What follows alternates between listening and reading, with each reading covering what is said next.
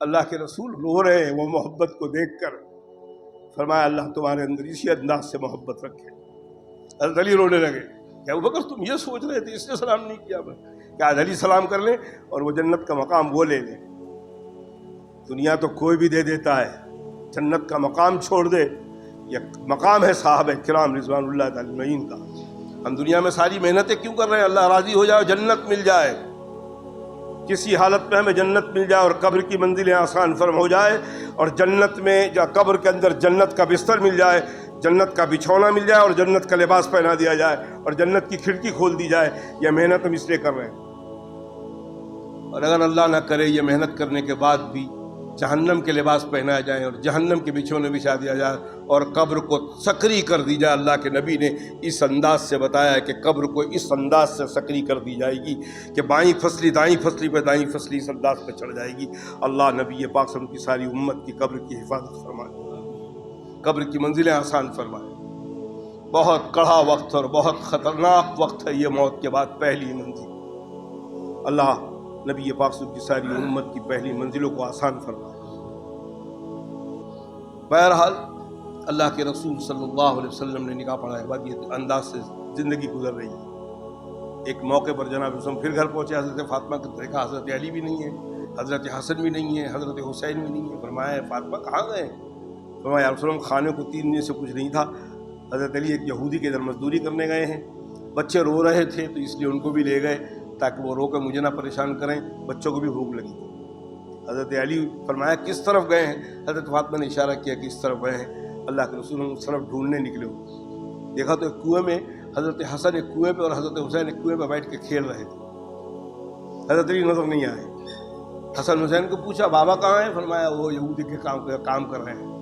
بلایا حضرت علی کو، فرمایا کہ اے علی دھوپ سخت ہو جائے گی، اس سے پہلے ان بچوں کو گھر پہنچا دو. یہ محبت تھی حضرت حسن سے، حضرت حسین سے. جناب رسول دھوپ کڑک ہو جائے گی، اس سے پہلے ان بچوں کو گھر پہنچا دو. فرمایا رسول 3 دن سے کچھ کھائی نہیں ہے. فاطمہ نے بھی کچھ درختوں کے کھجور نیچے گرے ہوئے ہیں، میں اٹھا کے لے آؤں، تھوڑی دیر رکیے میں اٹھا کے لے آتا ہوں. فاطمہ کے لیے کھانے کا ہو جائے گا اور بچوں کے لیے کھانے کا ہو جائے گا. اللہ کے رسول کھڑے رہے. کون؟ امام الانبیاء، خاتم الانبیاء جناب رسول اللہ صلی اللہ علیہ وسلم. اللہ کی قسم ہمارا یہ یقین ہے کہ اللہ کے رسول ایسے آپ اٹھاتے اور اللہ سے درخواست کرتے کہ تیرے نبی کی بیٹی نواز ہے اور تیرے نبی کا داماد بھوکا ہے. اللہ کی قسم جنت سے نعمتیں اترتی، جنت سے نعمتیں. لیکن اللہ کے نبی کو تو نمونہ بن کے دکھانا تھا امت کو. اللہ کے نبی نے تو کہا تھا کہ اللہ میں اس حال میں زندگی گزاروں کہ ایک دن میرا پیٹ بھر جائے تو میں ذرا شکر ادا کروں اور ایک دن فاقہ ہو جائے تو میں صبر کروں. یہ امت کو سبق دینا تھا اور اللہ کو یہ آزمائش لینا تھا. وہ آزمائش آدم سے لے کے عیسیٰ تک سارے نبیوں کے لیے اکیلے تنہا لی آزمائش جناب رسول اللہ صلی اللہ علیہ وسلم. اسی لیے اللہ کے رسول نے کہہ لوگو جب تم پر مصیبتیں آ جائیں تم میری مصیبتوں کو یاد کر لو، میری مصیبت سے زیادہ تم پر مصیبتیں نہیں آئی ہوں. تمہارے سر میں درد ہو جائے میرے سر کو یاد کرو، تم میں 2 مردوں کو جو سر درد ہوتا ہے وہ اکیلے مجھے ہو رہا ہے. یہ تکلیفیں جناب رسول اللہ صلی اللہ علیہ وسلم کو اللہ چاہتے ہوئے دنیا میں سب سے محبوب چیز اللہ کے نبی، اللہ یہ تکلیف دے رہے ہیں. ظاہر بات ہے اس تکلیف پہ راضی تھے جناب. بھائی دروازہ کھلا ہوا ہے، ایسی چالو ہے. اللہ اکبر.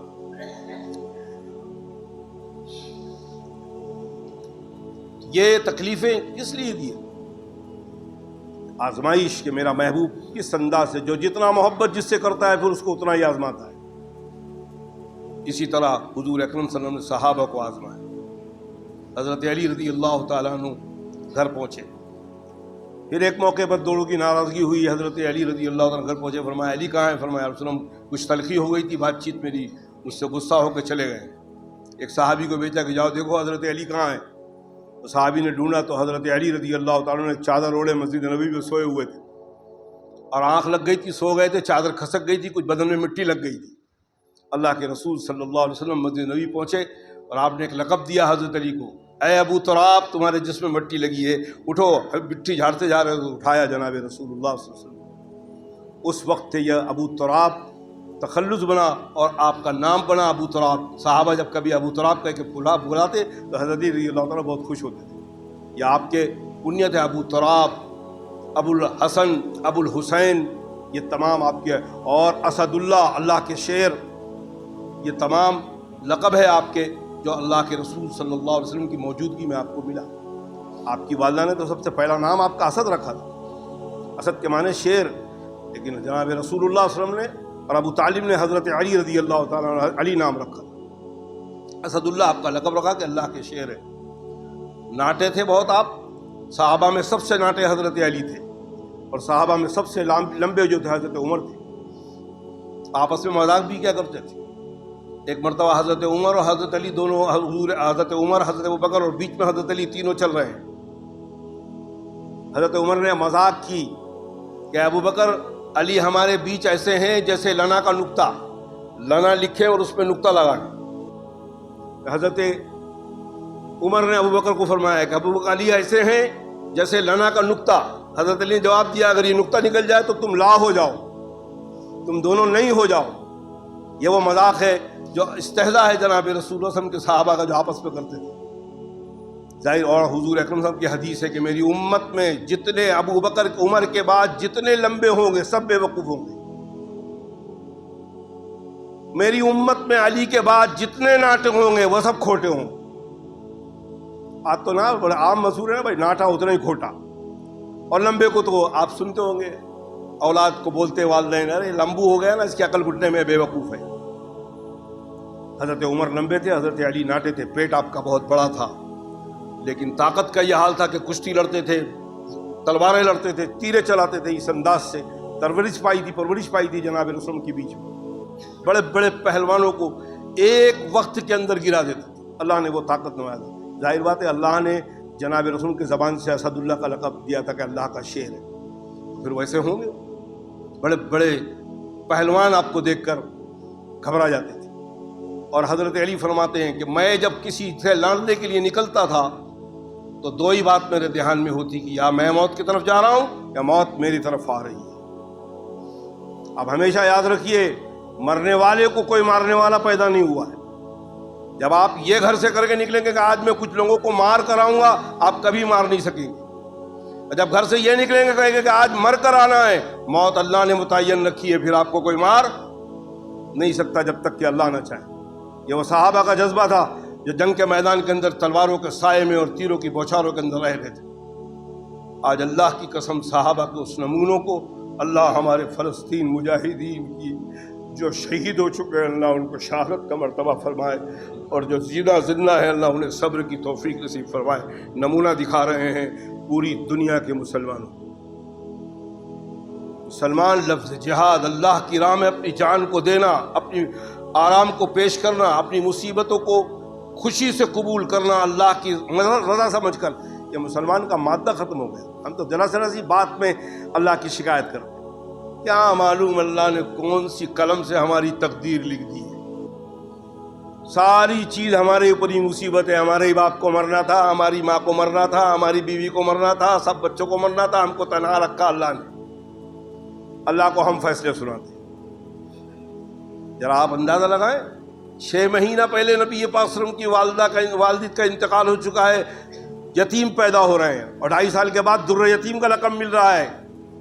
حضور اکرم صلی اللہ علیہ وسلم جو سب سے زیادہ چہیتے ہیں اللہ رب العالمین کے، کہ اللہ بتاتے ہیں کہ میرا جتنا جو چہیتا ہوتا ہے اس دنیا میں اس کو اتنا ہی رگڑتا ہوں، اتنا ہی آزماتا ہوں۔ وَلَنَبْلُوَنَّكُمْ بِشَيْءٍ مِّنَ الْخَوْفِ وَالْجُوعِ وَنَقْصٍ مِّنَ الْأَمْوَالِ وَالْأَنفُسِ وَالثَّمَرَاتِ وَبَشِّرِ الصَّابِرِينَ الَّذِينَ إِذَا أَصَابَتْهُمْ مُصِيبَةٌ قَالُوا إِنَّا لِلَّهِ وَإِنَّا إِلَيْهِ راجعون۔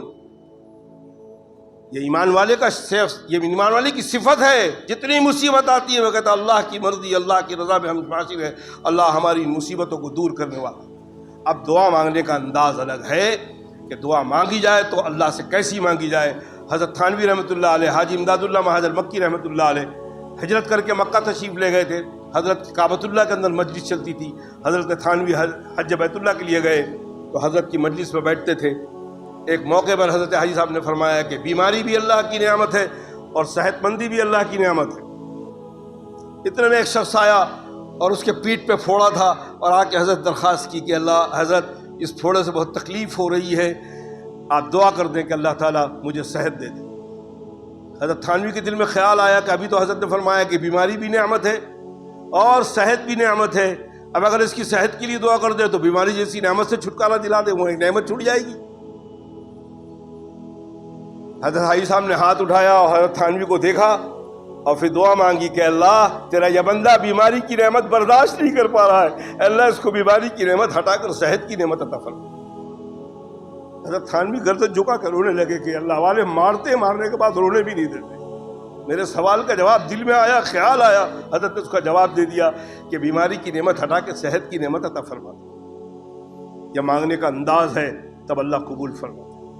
حضرت عبداللہ ابن زبیر رضی اللہ تعالیٰ عنہ، عبداللہ ابن عمر بن عاص رضی اللہ تعالیٰ عنہ، حضرت عبداللہ بن عمر رضی اللہ تعالیٰ عنہ، حضرت عبداللہ ابن سعد رضی اللہ تعالیٰ عنہ، یہ تین، اور حضرت عبداللہ ابن عمر رضی اللہ تعالیٰ عنہ، یہ چاروں عمر ایک موقع کعبۃ اللہ کے سامنے کھڑے ہو کر چاروں نے اپنے اپنے انداز سے دعا مانگی۔ عبداللہ ابن زبیر نے مانگا کہ اللہ مجھے دین کے ساتھ دنیاوی حکومت بھی نصیب فرما، اللہ نے مکے کا خلیفہ بنایا۔ عبداللہ ابن سعد نے فرمایا کہ اللہ تیرے دین کے لیے جب بھی جنگ ہو، بہت ساری جنگوں میں اللہ مجھے سپہ سالار بنا۔ عبداللہ ابن سعد بہت سارے سپہ سالاروں میں، عثمان غنی کے زمانے میں عبداللہ ابن سعد سپہ سالار ہیں۔ حضرت عبداللہ ابن عمر بن عاص کہ اللہ تیرے دین کے لیے میری جان کو قبول فرما، اللہ نے قبول فرما۔ اور عبداللہ ابن عمر رضی اللہ عنہ فرمایا کہ اللہ مجھے نبی پاک صلی اللہ علیہ وسلم کے نقش قدم اور خلفائے راشدین کے نقش قدم چلنے کی توفیق نصیب فرما، اے اللہ تیری محبت نصیب فرما، دنیا ملے نہ ملے تیری مرضی پر۔ اسی انداز سے گزاری زندگی حضرت عبداللہ ابن عمر نے۔ حضرت علی رضی اللہ تعالیٰ نے بھی بڑی فقیرانہ زندگی گزاری، حضرت فاطمہ نے بھی بڑی فقیرانہ زندگی گزاری۔ کبھی آپ کے گھر میں ایک دن کا اناج، ایک دن کا جو، ایک دن کی چیز نہیں رہتی۔ صبح لاتے تھے، دوپہر کو پکتا تھا، رات کو کھاتے تھے، کھاتے وقت اگر کوئی آ جاتا مانگنے والا فوراً اس کو دے دیں۔ یہی صفت حضرت حسن میں تھی، حضرت حسین میں تھی، کیونکہ تربیت میں رہے تھے جناب رسول اللہ صلی اللہ علیہ وسلم کے اور حضرت علی کے اور حضرت فاطمہ۔ بہرحال اس انداز سے حضرت علی رضی اللہ تعالیٰ عنہ فقیرانہ زندگی گزاری۔ جب حضرت فاطمہ کا انتقال ہوا ہے تو حضرت علی رضی اللہ تعالیٰ عنہ کے الفاظ ہیں کہ فاطمہ کی خوشبو آج بھی میں دل میں محسوس کرتا ہوں، اور جب تک زندہ رہوں گا فاطمہ کی وہ خوشبو، کیونکہ نبی پاک صلی اللہ علیہ وسلم نے فرمایا کہ جنت میں عورتوں کی سردار میری بیٹی فاطمہ ہوگی۔ کس بنیاد پر ملا ہے جنت کی سرداری؟ دنیا کی لالچ میں نہیں۔ ایک موقع میں مال غنیمت آیا، مال غنیمت میں اللہ کے رسول نے لوگوں کو دیا، حضرت فاطمہ رضی اللہ تعالیٰ عنہ کو ایک ہنڈی ایک ڈھکن دیا مٹی۔ بعدوں میں یہودیاں رہتی تھی، یہودیوں نے تانا دیا کہ باپ نے دوسروں کو تو بڑی بڑی نعمتیں دی اور بیٹی کو ایک ہنڈی ایک ڈھکن دے دیا۔ برداشت نہ ہوا، حضرت فاطمہ سے پہنچی جناب رسول کے، یا رسول بازو میں عورتیں، یہودی عورتیں رہتی ہیں، انہوں نے تانا دیا کہ آپ نے مال غنیمت میں لوگوں کو تو بہت کچھ دیا اور مجھے صرف ایک ہنڈی ایک ڈھکن دیا۔ اللہ کے رسول نے کوئی جواب نہیں دیا، لیکن دوسرے دن اعلان فرمایا کہ جن کو مال غنیمت ملا ہے وہ کل سب کے سب عرفات کے میدان میں جمع ہو جائے۔ مکے کی دھوپ کے اندر اتنی گرمی ہوتی ہے کہ اس سے دھواں نکلتا ہے۔ جو لوگ حج کو گئے ہیں اور گرمی کا موسم ہے، انہوں نے مکہ و مینا میں عرفات کے اور مزدلفہ کی دھوپ اور ٹھنڈی کو دیکھ چکے ہیں۔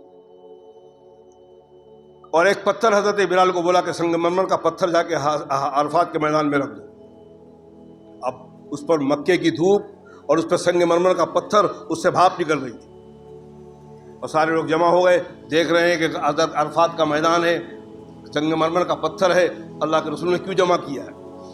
تشریف لائے جناب نے فرمایا کہ کل جن لوگوں کو مال غنیمت ملا ہے، اس پتھر کے کھڑے رہ کر وہ حساب کریں کہ انہوں نے کیا دیا ہے، کیا کیا اس کام مال کا۔ اب بہت سو کو سامان ملا تھا، لوگ کھڑے ہوتے، یا رسول اللہ آپ نے یہ دیا ہے، یہ چیز ہے، یہ حساب نہیں دے پائے، نکل جائیں، پیر میں چھٹکا لگ لینا، نکل گئے۔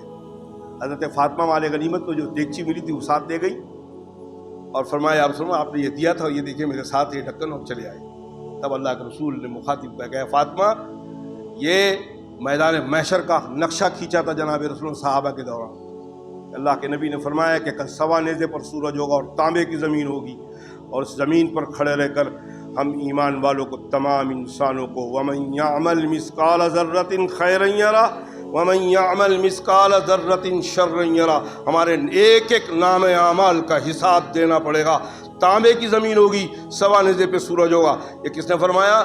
جناب رسول اللہ صلی اللہ علیہ وسلم نے بتایا۔